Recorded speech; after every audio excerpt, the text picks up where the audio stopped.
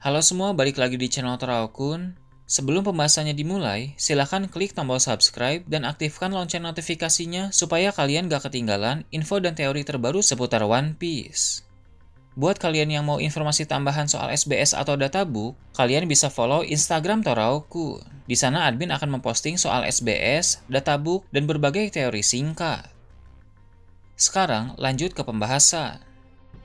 Saat Garling muda muncul dalam kilas balik God Valley, dia terlihat memiliki wajah yang mirip dengan Shanks, hanya berbeda model rambutnya saja. Kemungkinan besar Garling adalah ayah kandung dari Shanks. Selain soal kemiripan wajah, ada beberapa fakta lain yang bisa memperkuat bahwa Garling adalah ayah dari Shanks. Telah diketahui bahwa Shanks secara tidak sengaja ditemukan oleh bajak laut Roger di God Valley dalam sebuah peti harta karun saat Shanks masih bayi. Para Grosse juga pernah mengindikasikan bahwa Shanks berasal dari keluarga Vigarland, keluarga yang sama dengan Garling. Jadi, rasanya bukan hal aneh apabila Shanks memang anak dari sang komandan kesatria suci itu. Mungkin dalam insiden God Valley ketika keadaan telah semakin kacau, istri dari Garling terpaksa menyembunyikan Shanks di dalam peti harta karun. Tapi tanpa diduga, peti tersebut malah diambil oleh bajak laut Roger.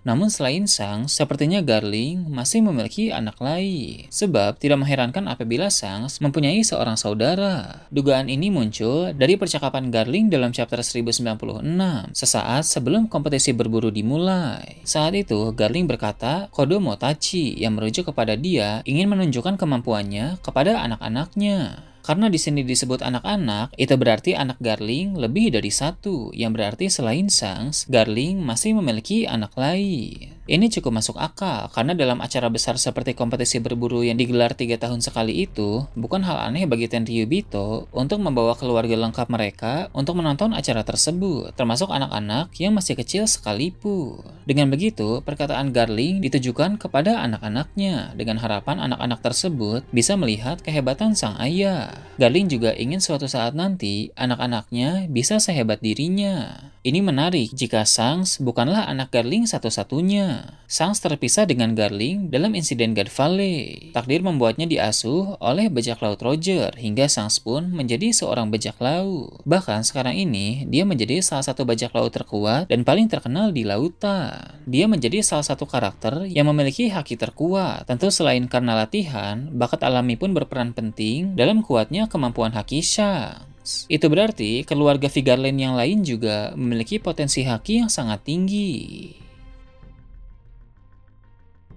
Namun yang menjadi pertanyaan adalah bagaimana nasib dari saudara Shanks? Sepertinya dia berhasil diselamatkan dalam insiden God Valley sehingga saudara Shanks itu bisa dibawa pulang oleh Garling ke Mary Joyce. Dengan begitu, saudara Shanks pun tumbuh di Mary Joyce sebagai seorang Tenryubito. Meski begitu, mengingat dia adalah anak dari Garling, saudara Shanks itu tidak menjadi Tenryubito yang lemah. Dia tumbuh menjadi sosok yang kuat, tangguh, dan pemberani seperti ayahnya. Garling pasti mendidik anaknya itu dengan keras, lalu pada usia yang cukup, dia pun menjadi salah satu kesatria suci sampai saat ini. Bahkan, Garling sepertinya telah mempersiapkan anaknya itu untuk menjadi sangat kuat, agar suatu saat nanti dapat menggantikan Garling sebagai komandan kesatria suci. Dengan begitu, kedua anak Garling sama-sama tumbuh menjadi sosok yang hebat. Shanks adalah seorang Yonko dan saudaranya adalah seorang kesatria suci hebat yang sangat potensial. Ini jugalah alasan mengapa Garling tidak mati-matian mencari Shanks. Jika Shanks adalah anak Garling satu-satunya, dia pasti akan melakukan segala cara untuk mencari anaknya itu. Namun karena Garling masih memiliki anak lain selain Shanks, maka dia pun lebih memilih fokus merawat saudara Shanks itu.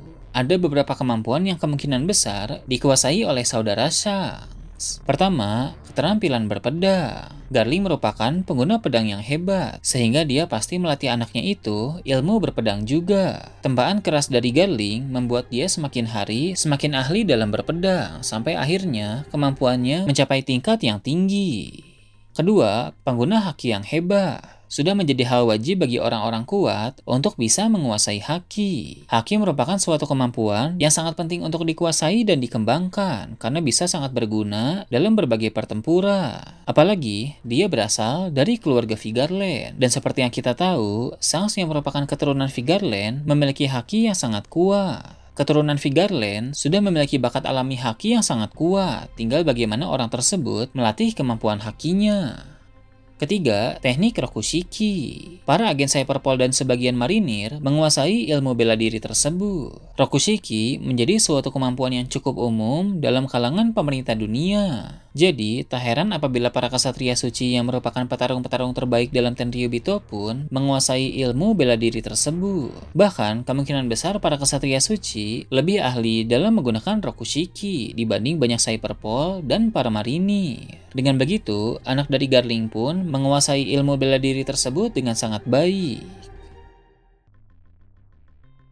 Selain itu, kekuatan buah iblis pun sangat mungkin dimiliki oleh saudara Shanks itu. Ini pun yang sangat membedakan antara Shanks dengan saudaranya. Pemerintah dunia tentu memiliki banyak stok buah iblis yang mereka temukan dari berbagai tempat, sehingga tidak mengherankan apabila para kesatria suci semuanya mengonsumsi buah iblis. Perlu diingat juga pada saat Dragon menyebut soal kesatria suci, muncul siluet dari mereka. Ada latar dengan motif pola melingkar atau spiral. Motif semacam itu berkaitan dengan buah iblis. Contohnya saat Kaku dan Khalifah mendapatkan buah iblis yang diberikan kepada mereka, muncul motif semacam itu. Dan juga saat Lau memakan buah iblis OP-OP Nomi, terlihat kemunculan motif yang mirip. Alasan mengapa ada motif semacam itu di latar belakang dari kemunculan para kesatria suci, sepertinya karena mereka adalah pengguna buah iblis. Mereka pun pasti telah menguasai dengan baik buah iblis mereka masing-masing, sehingga dapat digunakan secara efektif dalam berbagai pertempuran. Jika anak Garling merupakan bagian dari kesatria suci, maka dia pun memiliki suatu kekuatan dari buah iblis tertentu.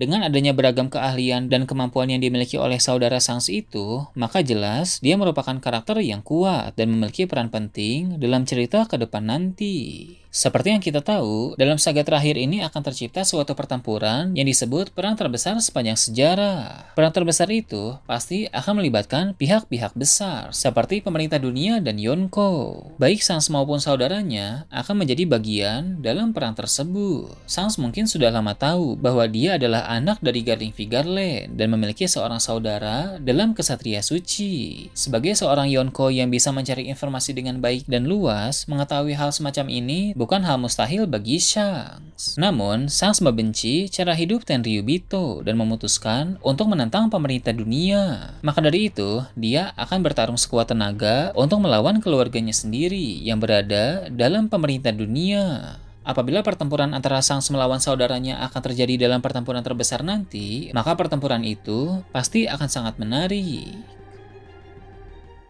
Nah itu tadi pembahasan tentang munculnya saudara Shanks yang merupakan kesatria suci. Gimana menurut kalian? Silahkan tulis di kolom komentar di bawah. Oke, segitu aja untuk pembahasan kali ini. Jangan lupa like, share, dan subscribe untuk video menarik selanjutnya. Gue Toraukun, Shambles.